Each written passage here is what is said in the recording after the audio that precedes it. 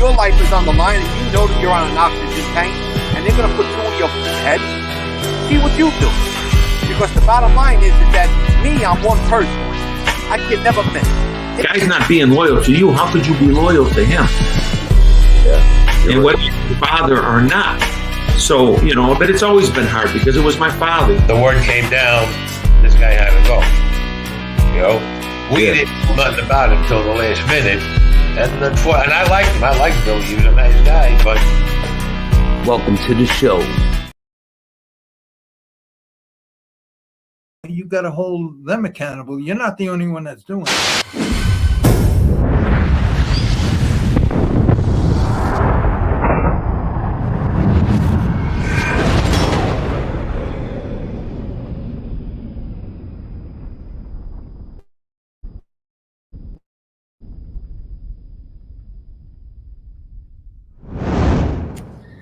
Well, I don't know. I don't know. I'm anxious to see now how far, because so far what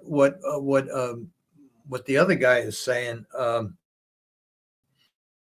there is not much meat there. I mean, he's going to have a rat of the month, and so far what he said is what you said is a whole lot more, has a whole lot more substance than what he said so far. But we'll see when he really gets into it. I don't know. I think he's gonna focus on like Ralph Natali, and that other guy that cooperated against him down there. Say hello to my dog. Say hello. That's a big dog, man.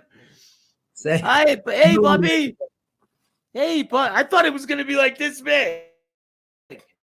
No, when I got my knees done, I got my two knees replaced about 8 months ago, a year ago, and I bought this dog. And so ever since then, he's only a year and a half. Ever since then, because I've been home a lot, he's been on my lap since he's a puppy. Now, he's just like a lap dog, and now I feel guilty when. So now it's just me and him, except for these podcasts. He looks like the dog on Fraggle Rock, kind of, but black. What? Oh, remember the dog on Fraggle Rock? No, I don't. No. He's a Labradoodle. His name is Buddy. That's my dude. Anyway, look, I wish you a lot of luck. You come down pretty hard on. I can't say what you're saying is wrong.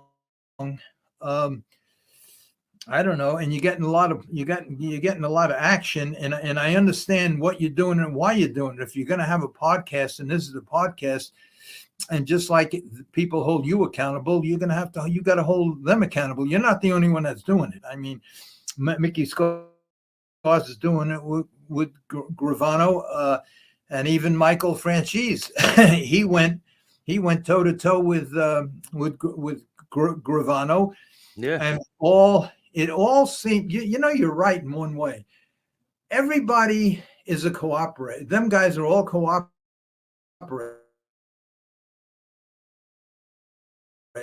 like born again, and yet 99% of their stuff is mob related. It's all about how many guys I killed and this and that. And I guess that's what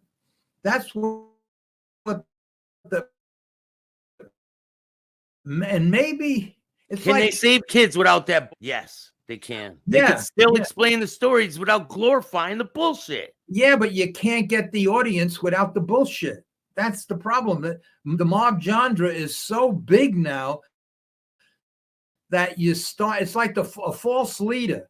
You say, yeah, come on, kids, we're going to give you a big ice cream, and you get them in the store, and then you try to teach them their ABCs, which they don't want to know. So maybe it's a false leader. I know that when I first started my thing, I could give a fuck less about the podcast, really, because at the time they were going to do the movie right the year before, the month before COVID started in 2019, 2020. So I started this thing just because Frankie Vincent told me we'll use this as a promo into that, and so that's how we started it. And then a series of events happened after that it never happened. But when I decided to continue this after the COVID stopped Sony Pictures and Village Roadshow, after Frank Vallango got killed, and now the writer's strike, the only way that I could get audiences in the beginning was my first thing was my meeting with Tommy Lucchese. I had to throw that in. If I would have had my first horse race, who the fuck was going to listen? Nobody. Yeah, but are you glorifying the life? Not no, really. no. I'm just the opposite. I just don't understand how guys like these guys that we're talking about get involved when they know. I mean, you can't be a fucking idiot. I mean, these guys are all 20, 30 years younger than me. I knew in the 70s and 80s that, especially once the RICO Act started, what the fuck are you doing? What are you doing? And I've been directly involved, even though I wasn't a made guy, but directly involved with the top guys. Yeah, you have to see. I'd sit there and all these guys, 20, 30 guys outside the clubhouse, all at clubs at night. No, half of them are penniless. Some of them are working jobs just to stay alive, but they love that life. They love the glamour and all the bullshit and the girls that go with it. I guess you just fall into that trap. And the guys, like, to me, Larry Mazza, Mikey Scars, Michael, very, very sharp guys. They could probably be the CEO of any company. Yeah. I just don't get it. But maybe, like you said, 90% of their content is mob related, and then but maybe it's just to get their audience. So maybe now John Alay is Rambo. He's the Rambo of the mafia. He was in every sit down. He killed every guy that died in the mob, and baseball batted half the population. So I think he could tell his normal story without saying he shoved a 12-inch knife up his ass and then killed 2 guards in Brazilian prison and they didn't kill him there for that. Total bullshit. Like, come on. The shit he says is so nonsense. It's like make-believe fairy tale shit.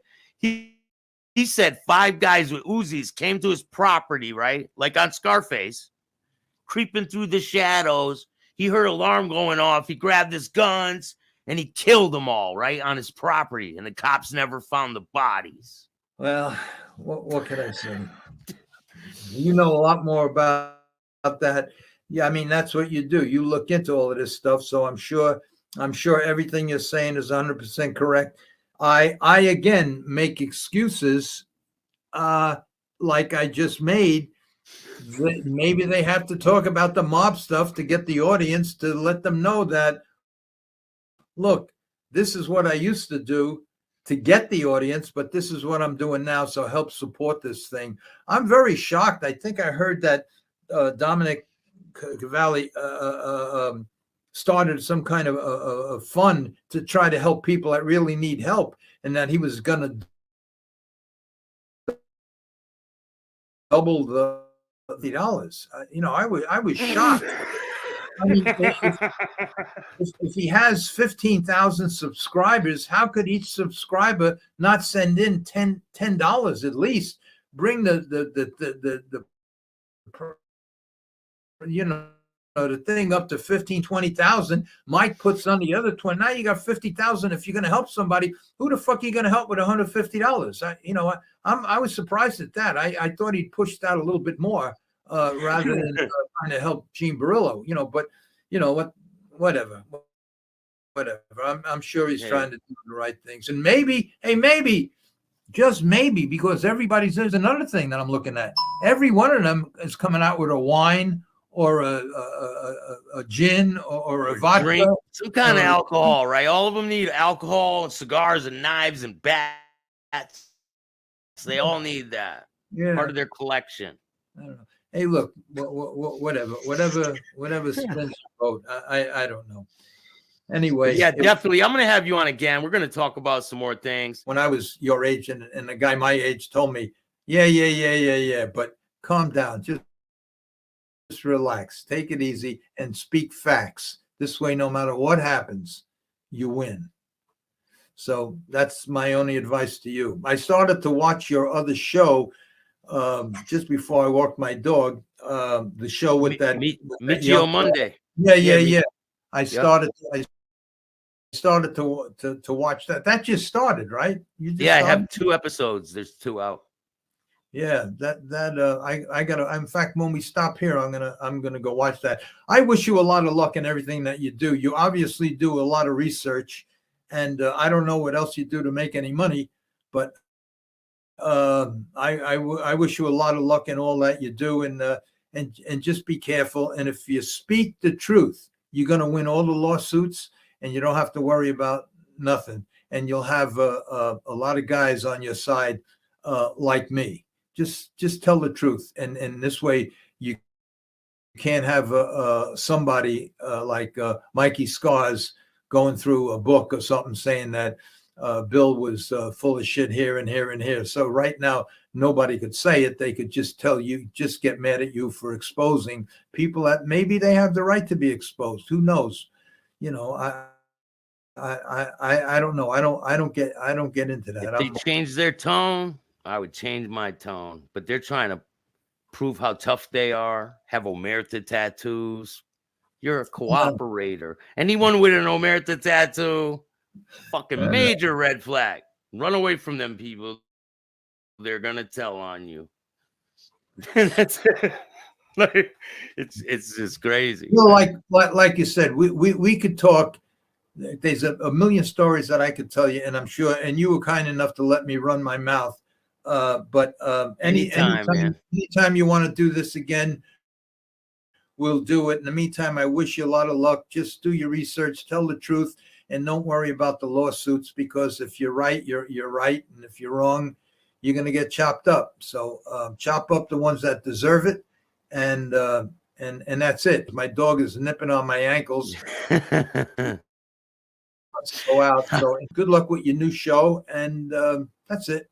Thank you. I appreciate you, Larry. It's been a blast having you on. It's always great having you on. You got a lot of information, and we'll definitely do this again. I appreciate you. And if you guys like this type of content, make sure you hit the like, subscribe, and notification bell so you can get my videos every time they drop. And if you don't like it, start your own podcast.